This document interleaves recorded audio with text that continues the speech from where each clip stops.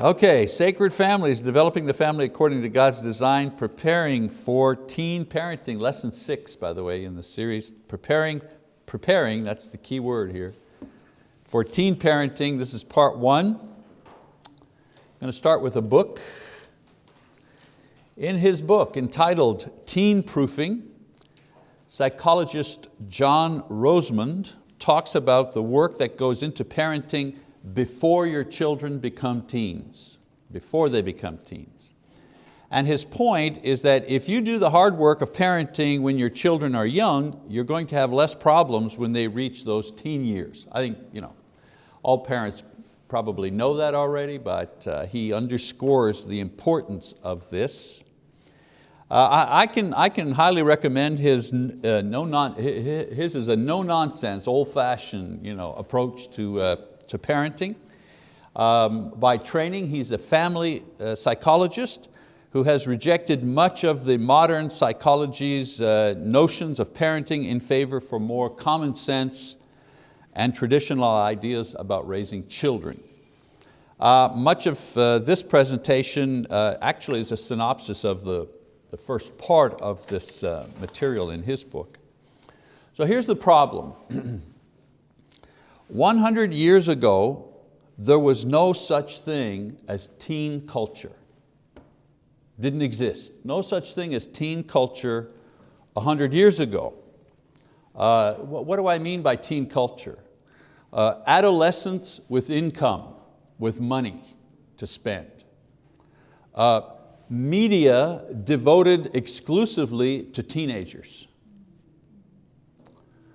Marketing and products directed exclusively to teens and preteens. You got guys sitting in a room, guys and girls, sitting in a room figuring out a marketing campaign aimed at 10-year-olds. Didn't exist 100 years ago. Youth ministers. No youth ministers. Counselors that specialized in teens. Didn't have that. So what we've created in the last century is a significant portion of society that has an enormous expectation of leisure, freedom, and buying power without the corresponding checks and balances of accountability, responsibility, and most importantly, productivity. I want money, I want to spend it, I want to be free to do what I want to do, but I myself don't produce anything. It's one thing if you're working 75 hours a week and you buy yourself a boat for the day or two you go on vacation to go fishing, you know what I'm saying? Because you're putting in that 75 hours. So what parents have today is a 6 to 8 years of expensive parental maintenance with little return in productivity. Now, it wasn't always this way. The teens of the early 20th century spent their time integrated into the family as junior partners in helping to maintain the home. Not helping to maintain their wardrobe or their video games. They were helping to maintain the home in which they lived, buying the food which they ate, and so on and so forth. It was common in my father's day, my father, that generation, that teens worked after school and summers to provide additional income for their families, not necessarily for themselves. And I'm old enough to remember when I was a teenager working, in my case at a dry cleaners after school, I think it was 11, 12, something like that. I was the counter boy, go get your dry cleaning, and 35 cents an hour, 50 cents an hour. And I remember coming home with my salary for the week, $11 or something like that, and giving it to my mother, and she would give me back $1 for my, I'd go to the movies, let's say Saturday night or something like that. And here's the kicker, I didn't feel oppressed by that. I mean, my friends, they were doing the same thing. They were working and giving the money to their parents, and their parents were, it was part of the family income. That was the norm. Fathers taught sons a trade or a business or farming, and women learned homemaking skills from their mothers. Now, don't get me wrong, I'm not saying we have to go back to this, because times have changed and the makeup of families and work and home have changed. What I am saying is that with this change to teen culture, we've created a generation of young people who are, as Roseman, these are his words, and he's probably a little biased because he sees the problems, okay? He says, we've created a generation of emotional toddlers, irresponsible, narcissistic, and oblivious to risk. It's this generation, just do it, or why not? In other words, the reason for doing something risky or dangerous is, why not? And there's nobody there to say, because you may kill yourself, or you may maim yourself, or you may become addicted to this particular thing for the rest of your, So it's not that you, the parents, especially Christian parents, want your children to be this way. It's that without serious parental intervention, this is how today's society will turn them out. That's the problem. Modern society is not a good partner when it comes to raising Christian children. That's the problem.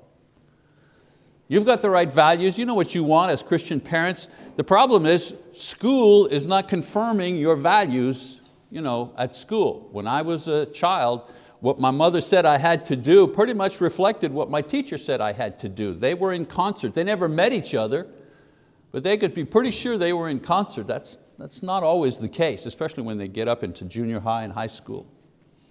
So modern society, as I say, is not a good partner when it comes to raising Christian children. For example, we live in a climate of moral relativism.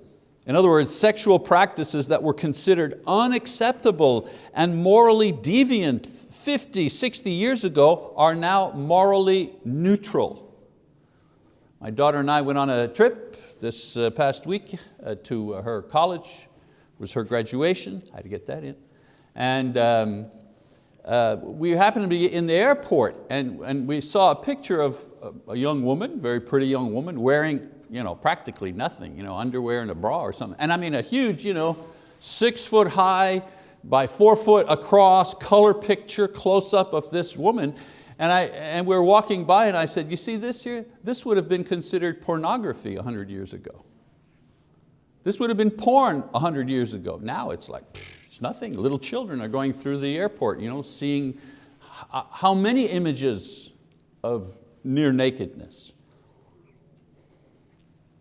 A girl in a high school back home made a complaint to the teacher and to the principal that there were two girls who were kissing, romantically kissing in the hallway, and she objected to that type of behavior. Guess who was censored? Guess who was punished? Not the two girls, the one making the report was punished. She was accused of being prejudiced against the gay lifestyle, censored by the school. So today, teens exchange sexually suggestive or explicit pictures of themselves with phones and tablets, whatever. I would say today's youth, they simply applaud sexual immorality. Look at the heroes. The young women who are the stars, for example, the media stars today.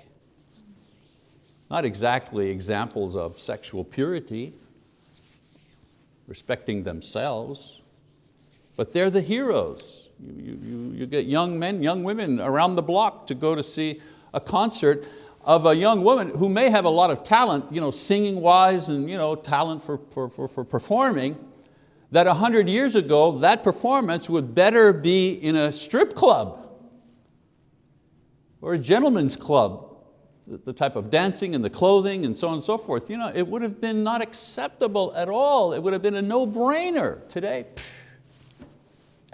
what's worse? You have parents bringing their children to that concert. We have weakened disciplinary practices, children taking parents to court. Teachers not allowed to discipline their students, not allowed. A 16-year-old can murder somebody in cold blood and be walking the streets again when they're 20.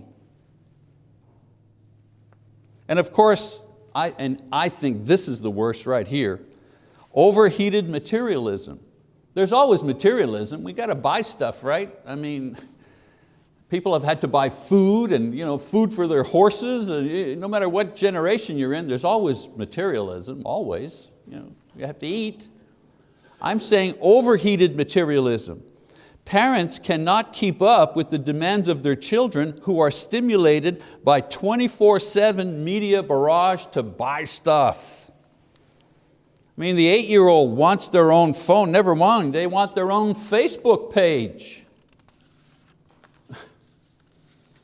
And so raising children, especially in their teen years, is very difficult in this type of climate. Very difficult. When our children reach this stage, meaning when our children reach the stage of getting into the teen years, we want to prevent them from becoming secretive and uncommunicative to us. We don't want that to happen. We don't want them to become overly argumentative and defiant with us. I don't care what you think, I don't care, I'm going to do it my way. Well, you're grounded, well, I don't care. We don't want that attitude. We don't want them to fall in with the quote wrong crowd. We don't want them to use drugs and abuse alcohol and become sexually active, or we don't want them to run away. We don't want them to harm themselves. We don't want them to take foolish risks. We don't want them to become depressed. We don't want them to become suicidal. We don't want them to binge watch a program that's about suicide. That's the biggest program on TV at the moment. What is it, 13 Reasons? Is that it? We don't want them. I mean, have I covered all of the fears that parents have? We could keep going here. So what we want to develop while they are still young is a parenting model that will eventually produce two things when they become teenagers. Number one, we want to develop their character in such a way that they take responsible control of their lives when they are teenagers, not when they grow up and they're married and they're gone. We want them to be able to do that while they're still teenagers. And number two, we want to help them make self-protective rather than self-destructive decisions as teenagers. Again, a lot of parents think, well, that's what I want them to be when they're adults. Too late. Too late. You want them to be able to do that while they're teenagers. These two are the holy grail, if you wish, of teen parenting. But the work to achieve these two goals begins long before your child becomes a teen. Here are three basic stages from birth to adulthood that children go through, and how we parent them during the first two periods, how we parent them during the first two periods will have an impact on what kind of teenagers they become and what our parenting experience will be like when they are teenagers. So I want to briefly go over these before we talk about parenting teens, which I'll do in the next session. Stage one. Stage one is infancy to early toddlerhood, somewhere around 2 or 3 years old. During the first 2 years of life, the child is treated like he was the center of the universe. Total strangers will kneel before his throne just to get a smile, right? Parents are there to serve, and quickly. I want it now. I want it now. I don't care how you feel, I want it now. Of course, this is normal because the child needs caring for and is aware only of his own central position in the world. He, she, you know what I'm saying. But then at around 2 years of age, a revolution should begin. Parents begin, or should begin, to shift roles from caretaker to authority figure. Now, parents begin to teach right from wrong, obedience, discipline. We usually call this time the terrible twos. And we call this time the terrible twos because the child does not like this new order of things where mommy says no 500 times a day, right? The change that must take place is that the child is no longer at the center of his universe. The parent is. The parent becomes the center of his universe. From now on, the child will pay more attention to the parent, meaning respond to or accommodate, than the parent towards the child, cater to, cave into. From about 2 years onwards, the child must be made to understand that the parent is in charge, not the child. Sounds so easy, doesn't it? But that's the task, that's the job. You're wondering, what am I doing? What do I have to do? That's it. What are my objectives? That's it. Now you know this is taking place when the child puts the parents at the center of his or her attention. When the child looks to them for definitions of right and wrong, like should I do this? They're about to do something, then they look at the parent thinking, is this going to be okay? You see, before this happens, they just do what they want to do. They go in, there's fresh cookies, baked before supper. They climb on top of their bikes and they get to the thing, knock over the cookie jar, they're eating. Not even a thought. But when the revolution happens, all of a sudden, it's like they go for it and then they look around to see, mommy, dad. You see, it's happening because now they're looking to see, is this okay? Is this okay with mom and dad? The revolution is happening when the child feels secure that his parents are able, willing, and actively taking care of him and protecting him. When the child seeks their approval, wants to please them. When the child finds his identity within the family. In other words, I'm the big brother, or I'm mommy's helper, or I'm daddy's girl. That's good. As I've already stated, at this stage the goal for parents is to go from caretaker exclusively to authority figure. Of course, we're still caring and nurturing for the child, but we're adding the dominant element of authority. Authority is good. Unfortunately, many parents are unwilling to pay the price to force their children from one stage to the other. They fail to apply the pressure needed to force the unwilling child out of infantile self-centeredness. You have to force them out of that. They're not going to go by themselves. They will stay in that mode forever if you don't push them out of it. They cater, parents do. They cater, they cave in, they cop out, they run away, they give up. Hey, let's just let daycare handle it. I know, brutal. How many times have I heard young parents say, whew, I've gone back to work, I love my job. And what they're really saying is, I like this job way better than that job. I like my job as a paralegal a whole lot better than I like my job of forcing my toddler out of his terrible twos into a more mature position. That's much harder work. I'd rather go to work. Let daycare handle it. Let grandma handle it. The result are children who are self-centered, selfish, undisciplined, and antisocial. I tell our daughters, and all of our girls in our family, they have children in this age range, that they're at the bricklaying stage of parenting.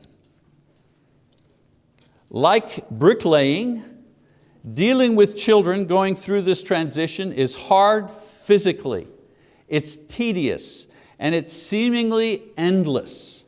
But every no, and this is important, every disciplinary action seen to the end. And every repetition of the rules is like laying one brick. Eventually, the 10,000 bricks you are carefully laying down form a solid wall, something that can withstand pressure, something that you can then build on. If you persevere in this task during this period, then you will have well prepared your child for the next stage of development. The next stage of development is the early and middle childhood stage, from 3 to 11. Now, there are goals in parenting children at every stage of their development. So when we're confused and tired and we feel defeated, we should review these goals so that we can be reminded just what it is that we're trying to accomplish as parents. Of course, sometimes our strategies might change, the things that we do to reach our goals, but the goals themselves always remain the same. For example, the goal in the toddler stage is to establish your authority and your child's positive and steady response to it. That's the goal. When mommy says no or daddy says no, it's no. Now, you may have to use a whole bunch of different strategies to enforce that, depending on the child. Not all children are the same, but the goal is always the same. You will obey. You will respond the first time. You will do what I say. I know it sounds, oh, isn't that terrible? What about the child's feelings? Don't worry about that. You will not regret doing this.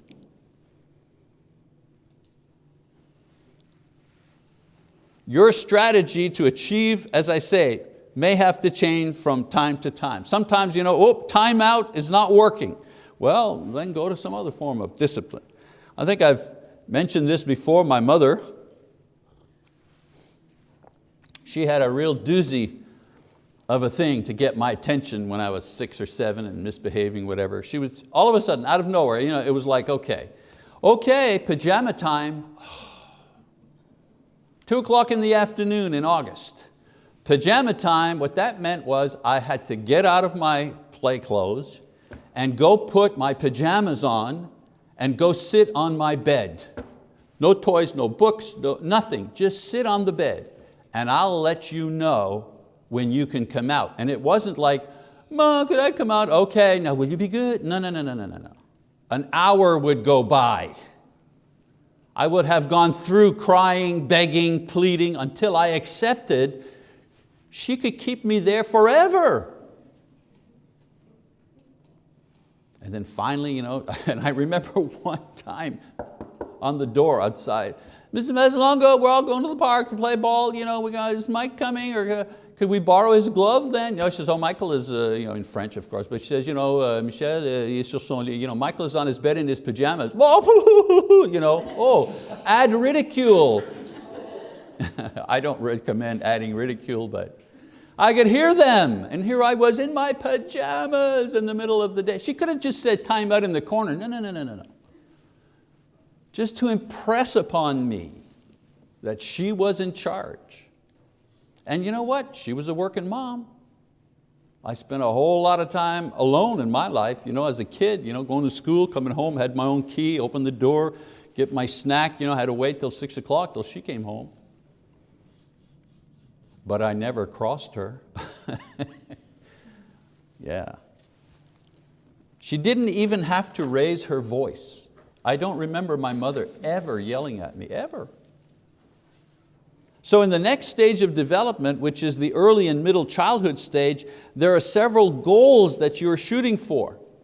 Roseman says, and there's the quote, during infancy and early toddlerhood, parents are responsible mostly to their children. Now, during early and middle childhood, parents are responsible to both their children and the rest of us. He means that the goal is to properly socialize children so they will be able to interact with others outside the family circle. I'm not going to give you the strategies here. They're different from child to child, but here are the goals that you are aiming for during this period of time. By the time your child enters adolescence, he or she will have learned the following principles. Number one, you, the child, are completely responsible for the choices you make. God has given you free will, and the exercise of that free will largely determines what happens and what will happen to you. Parents need to reinforce the idea that their child's behavior is due to their own choices, not their genes, not their father's alcoholism, not mom's cancer, or the fact that the family has too much money or not enough money. In the end, the choices that they make are very important, and they have to take ownership. You ate all your candy before we actually went into the movie? Well, there's no more candy during the movie. Your choice. I told you, the small popcorn and the box of the Milk Duds, and the drink, that was for the 2-hour movie. And while we waited 15, 20 minutes to get in and sit down, you gobbled all that stuff up and you got none left, and now you're, I got none. No, your choice. You made that choice. Number 2, lesson. If you make bad choices, bad things will happen. Not always right away, but sooner or later. The religious instruction we give our children actually lays the groundwork for this truth, but we can reinforce it in everyday circumstances by not always covering their losses brought about by their bad decisions. I'll cover a loss for my child brought about by my bad decision. They had a special day, we were supposed to go so-and-so, and then I forgot about that, and I said okay to my boss that I would work that, my bad, I forgot I made that promise. I'll get home, I have to go to work, but I'll make it up to you, because that was my fault, that was my bad. So we'll figure out a way, I'm going to recompense you. But covering their loss because they made a bad decision. I'll give you an example. Mom says, don't leave your bike in the yard at night. It might be stolen. Nothing happens for months. And the daughter, she leaves the bike out, she leaves it on the sidewalk, she leaves it on the side of the house, she leaves it in the backyard out of just neglect or laziness. And then one morning she gets up and guess what? It's gone. But here's the thing, it's one day before the big bike-a-thon at school, where you come and show your bike off and you do around the track and raise money and you win chocolates and it's a big thing. Oh no, I don't have my bike. Covering her loss instead of letting her own her loss, that's a beginning of something we call enabling. If a child doesn't learn that bad choices bring bad consequences at this early stage, imagine the problems awaiting her when she's a teenager and she's driving your car, not just her own bike. Now remember, I've got 30 minutes here to do this lesson. I can't cover every exception, obviously. We're not going to allow a child to make a bad decision that'll put their life at risk. We're the parents. We ought to have the wisdom to know which things, which failures will we allow them to undergo in order to teach a valuable lesson or not. Number 3, what am I trying to teach my kid? You're responsible, bad choices equals bad results, and good choices equal good results most of the time. If you make good choices, bad things are less likely to happen. This is the hardest lesson of all because it teaches them about sin and the imperfect world and the problem of suffering. Unfortunately, the message in school and most counseling is that if you do something good, you deserve something good in return. You deserve it. And this would be nice if it were true. But the world does not work this way, and we do our children a disservice if we indoctrinate them with this false idea. Remember, you don't get a trophy just because you ate your peas. The truth is that the reward for doing the right thing is the knowledge that you've done the right thing. That's the reward. That's the essential reward. Sometimes you're rewarded for doing the right thing, and sometimes you're not, and sometimes you're even punished unfairly for doing the right thing. For Christian parents, this is much easier to explain because our faith calls us to do right as an extension of who we are in Christ. Why should I do this, Mom? Because we're Christians, that's why. That's how we operate. That's our response. It's easier for us. The doing of good is a function of our new life in Jesus, not some ethical bargaining tool to gain favor. So let's review very quickly. The goal of parenting, 0 to 3 years old, the parent is in charge. No, 500 times a day. The goal of parenting 3 to 11-year-olds. As parents, we want our child to learn how to lead himself by, number 1, realizing that he is responsible for his own life, and you are giving him this responsibility little by little as he or she matures. Now if I wanted to do an object lesson here, I would have a rope. And there's a long rope, let's say it's 10 feet, right? And your child has one end of that rope, and then there's only about a foot between you and the child, and you have the rest of the rope and you're holding. They've got a little bit of rope. They can slack it off or extend it for about a foot. And your job, or our job as parents, especially during that 3 to 11, is to kind of let that rope, a foot and a half. Let's see how that works. 2 feet, 3 feet. I used to tell our children, my job is to help you be completely free of me. I'm giving you rope as I see you can handle rope. If I see you can't handle rope, I start pulling it back in.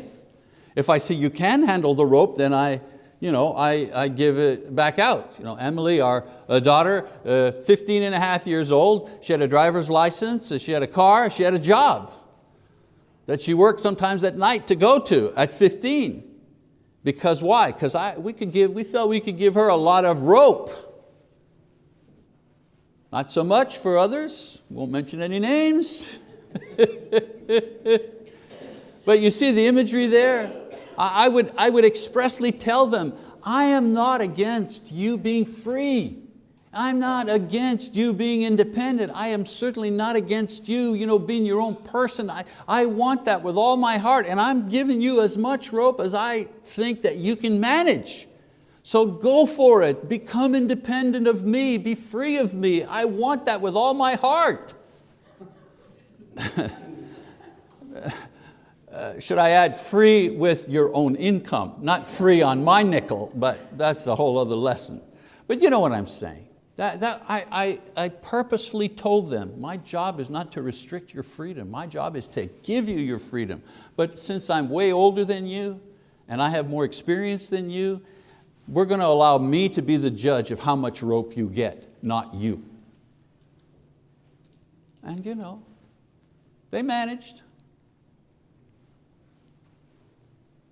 So we have to teach them to realize that they're responsible for their own life, and you're giving them this responsibility. Secondly, that they are taking ownership of their choices and they are learning the lessons that these decisions teach them. No enabling, helping, guiding, providing what's sometimes missing, but we allow them to own the consequences of their bad choices in all reasonableness. And then thirdly, They need to understand the motivation for making good, that the motivation for making good choices is faith, not reward, and accepting that the world is not always fair. But God will do justice in the end. The beautiful thing about us, as Christian parents, we have an answer to the hard questions. Why do little babies die of cancer? We have an answer to that question, whereas others don't. So the early childhood and middle years are when parents teach their children how a compass works. This is how it works. If you point it this way and you don't follow it and go that way, you may get lost. You teach them how it works. The teen years are when the parents help the child learn how to use that compass. And next week we're going to talk about the next stage, the terrible tweens. Another thing that didn't exist 100 years ago, didn't even exist 50 years ago, but now we have a new subclass. It used to be, you were a preteen, then you were a teen. Paul and Julia in our household used to argue, when were you a preteen? Julia said, well, you're a preteen when you're 2 digits, like you're 10. And Paul would say, no, you're only a preteen the year before you actually get into teenhood. And this was the existential angst going on in our family during those years. Okay, so next week, preparing also for the tween years. So come on back. We'll see you then.